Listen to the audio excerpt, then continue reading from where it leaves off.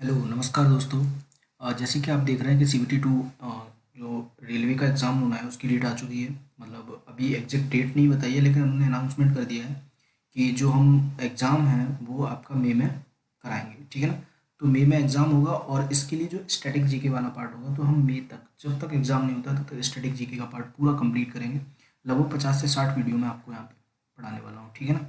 तो इसके साथ और फटाफट रिवीजन होगा। कोई मतलब जितने क्वेश्चंस होंगे सिर्फ उनका ऑब्जेक्टिव होंगे, और ऑब्जेक्टिव में आपको क्या करना है, सिर्फ अपना चेक करना है कि कितने आप क्वेश्चन सही कर पा रहे हो या फिर कितने क्वेश्चंस आपको आते हैं। तो हम फटाफट करेंगे, कोई भी मतलब बिना किसी टाइम को बर्बाद किए, और सिर्फ 5 मिनट। मतलब हमारे इसमें 20 से आपके 25 क्वेश्चन होंगे। मैं 20 से आपको 25 क्वेश्चन कराने वाला हूँ, और 20 से 25 क्वेश्चन को हम 5 मिनट में कंप्लीट करेंगे पूरी वीडियो को। मतलब 5 मिनट मैक्सिमम है, इससे ज़्यादा टाइम हम नहीं लेने वाले। तो चलिए स्टार्ट करते हैं। और जैसा कि आप देख रहे हैं, हमारा फर्स्ट क्वेश्चन दिया है, लिखा हुआ है निम्नलिखित में से कौन सा राज्य पूर्वोत्तर भारत के सेवन सिस्टर्स का राज्यों का सदस्य नहीं है। मतलब हमसे सेवन सिस्टर्स पूछा गया, तो सेवन सिस्टर का जो सदस्य राज्य नहीं है, तो हम जानते हैं कि सेवन सिस्टर में 7 राज्य हैं जो हमारे पूर्वोत्तर भारतीय राज्य हैं, ठीक है ना। तो इसमें हमारा त्रिपुरा भी आता है, मेघालय भी आता है, मिजोरम आता है, लेकिन हमारा जो सिक्किम वाला पार्ट है ये नहीं आता है। असम आता है, अरुणाचल प्रदेश आता है, और नागालैंड,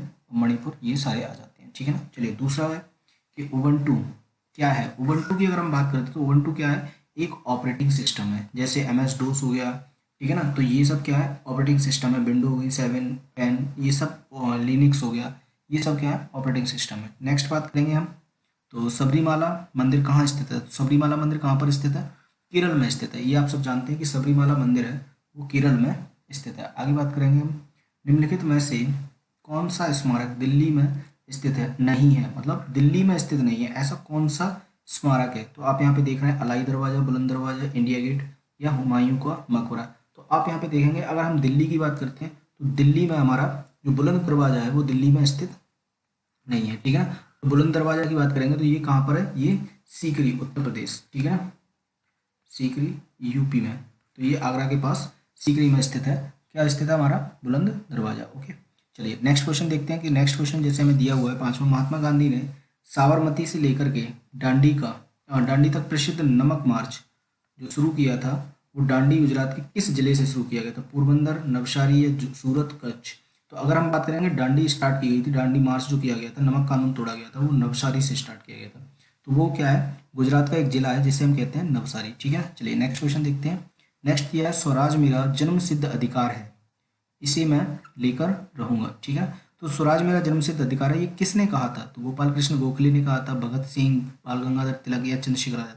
तो हम सब जानते हैं कि बाल गंगाधर तिलक साहब ने कहा था कि स्वराज मेरा जन्म सिद्ध अधिकार है और इसे मैं लेकर रहूंगा। नेक्स्ट क्वेश्चन दिया है हमारा कि 1 अप्रैल 2019 में से किन दो बैंकों का बैंक ऑफ बड़ौदा में विलय कर दिया गया। तो अगर हम बैंक ऑफ बड़ौदा की बात करेंगे तो किसको विलय किया गया था, यूनियन बैंक ऑफ इंडिया या आंध्रा बैंक का किया गया था, syndicate bank, UCO bank, Vijaya bank, देना बैंक, और इलाहाबाद बैंक या केनरा बैंक।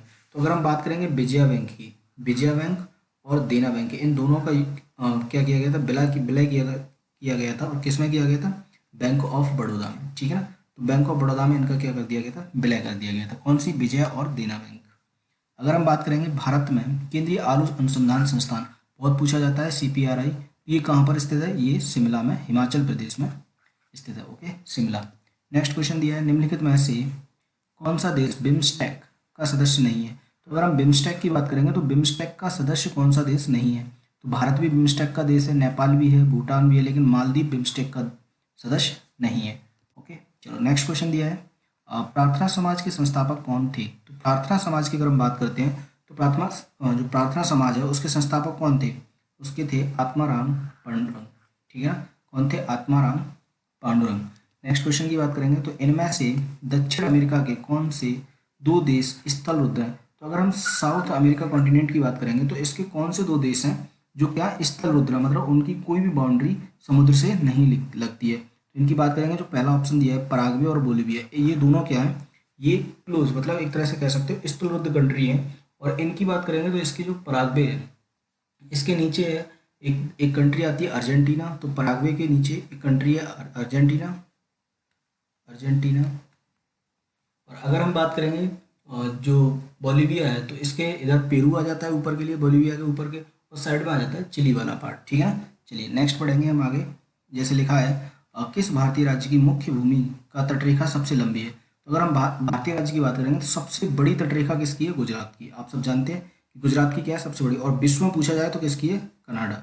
विश्व में पूछा जाएगा तो किसकी है, कनाडा की, ठीक है। चलिए नेक्स्ट क्वेश्चन देखते हैं। नेक्स्ट दिया है जैसे और निम्नलिखित में से कौन सा दर्रा लेह को जोड़ता है, ठीक है ना। तो लेह को जोड़ेगा कौन सा दर्रा जोड़ता है, तो जोजिला दर्रा किसको, श्रीनगर से लेह को जोड़ेगा, ठीक है ना। जो जोजिला दर्रा है वो श्रीनगर से, अगर हम बात करेंगे श्रीनगर, तो श्रीनगर को किससे जोड़ेगा, श्रीनगर और लेह को। तो इन्हें आपस में जोड़ने का काम कौन करेगा, ये जोजिला दर्रा। आगे हम बात करते हैं महारत्न केंद्रीय सार्वजनिक क्षेत्र उपक्रमों की सूची में निम्नलिखित में से कौन सी कंपनी शामिल है। तो अगर हम बात करेंगे महारत्न कंपनी, तो महारत्न कंपनी की बात करते हैं तो इसमें कौन सी कंपनी है जो इसकी सूची में शामिल है। तो हम बात करते हैं तो इसमें कौन सी शामिल है, हमारी जो कोल इंडिया लिमिटेड है, ये किस में शामिल है, ये महारत्न कंपनियों में शामिल है।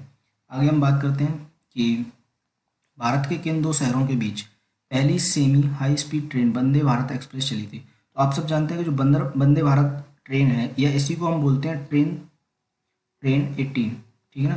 ट्रेन 18 भी इसी को बोला बोला जाता है। तो ये इसकी जो जो ये चलाई गई थी, ये कहाँ से, वाराणसी से दिल्ली के बीच में चलाई गई थी। तो आप याद रखेंगे वाराणसी से दिल्ली या नई दिल्ली से वाराणसी जंक्शन। आगे दिया है चित्रकला की पट शैली निम्नलिखित में से किस राज्य की सबसे पुरानी लोकप्रिय कला है। मतलब अगर हम बात करेंगे पटचित्र शैली की बात करते हो तो ये कहाँ से मतलब कौन से राज्य की सबसे पुरानी और लोकप्रिय है, तो ये कहाँ से है, उड़ीसा से, ठीक है ना। तो अगर हम पटचित्र की बात करेंगे तो ये उड़ीसा राज्य से संबंधित है, ठीक है ना। आगे दिया है निम्नलिखित में से कौन भारत के सबसे युवा राष्ट्रपति थे। ये क्वेश्चन कई बार पूछा गया है। तो जो सबसे युवा राष्ट्रपति थे वो थे श्री नीलम संजीवा रेड्डी, ठीक है ना। तो ये सबसे क्या थे, युवा राष्ट्रपति थे। और एक बार क्या हुआ था कि ये मतलब जब इन्होंने इलेक्शन लड़ा था राष्ट्रपति का, तो पहले हार गए थे, फिर ये निर्विरोध चुने गए थे। तो ये भी क्वेश्चन आता है कि निर्विरोध चुने हुए राष्ट्रपति कौन थे, मतलब किसको निर्विरोध चुना गया था। आगे दिया गया है इंटरनेशनल कोर्ट ऑफ जस्टिस का हेडक्वार्टर कहाँ स्थित है। तो इंटरनेशनल कोर्ट ऑफ जस्टिस की बात करते हैं तो इसका जो हेडक्वार्टर है वो कहाँ पे है, द हैग नीदरलैंड में, ठीक है ना। कहाँ पे, the Hague Netherland. Next question दिया है गोबी के मरुस्थल निम्नलिखित में से किस महाद्वीप में स्थित है। तो अगर हम गोबी के मरुस्थल की बात करते हैं तो ये कहाँ पे आ जाता है, हमारा एशिया महाद्वीप में। कहाँ पे आएगा, एशिया महाद्वीप। नेक्स्ट क्वेश्चन की बात करते हैं राजतरंगिणी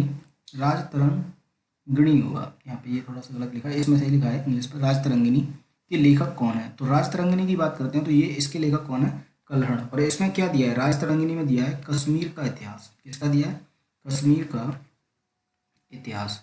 तो कभी पूछा जाए कश्मीर का इतिहास किस पुस्तक में है, तो किसमें है, राजतरंगिणी। और ये कल्हड़ की बुक है, ठीक है। चलिए नेक्स्ट दिया है हमारा कि पानीपत का दूसरा युद्ध अकबर और हेमू के बीच किस वर्ष लड़ा गया था। तो पानीपत के युद्ध की बात करते हैं और ये अकबर के और हेमू के बीच में लड़ा गया था। जो हेमू था, वो जो अकबर था वो पंजाब में था, पंजाब मिशन में। और इसके साथ कौन था, जो इसका मतलब एक तरह से कह सकते हो रक्षक, ठीक है ना। तो इसके साथ था। और यहाँ पे अगर हम बात करेंगे तो जो अकबर का जो पिता था, ठीक है ना, हुमायूं की मृत्यु के बाद तुरंत हेमू ने क्या किया था, दिल्ली पर अधिकार कर लिया था। और हेमू और अकबर के बीच में पानीपत में युद्ध हुआ। और कब हुआ था, 1556 में, ठीक है ना। कब हुआ था, 1556 में। नेक्स्ट क्वेश्चन की बात करेंगे। दिया है कि निम्नलिखित में से कौन सा देश संयुक्त राष्ट्र सुरक्षा परिषद का स्थायी सदस्य नहीं है। तो स्थायी सदस्य 5 सदस्य हैं। कौन कौन से हैं, चीन भी है, यूनाइटेड किंगडम भी है, फ्रांस भी है, रूस है, और क्या है, यूएसए, ठीक है ना। तो ये 5 कंट्री हैं जो क्या है, संयुक्त राष्ट्र सुरक्षा परिषद के स्थायी सदस्य हैं। लेकिन जापान स्थायी सदस्य नहीं है। तो हमारा आंसर क्या हो जाएगा, जापान। नेक्स्ट ये बात करेंगे हम, लोकसभा के सदस्यों की अधिकतम संख्या कितनी है।